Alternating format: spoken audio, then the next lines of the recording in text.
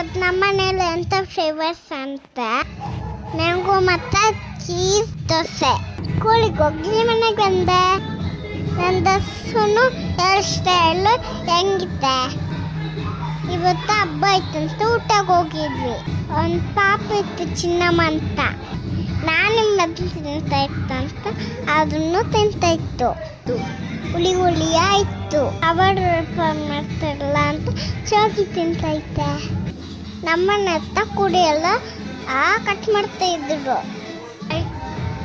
ನೋಡಿ ಎಂಜಾಯ್ ಮಾಡಿ. ಬಾಯ್.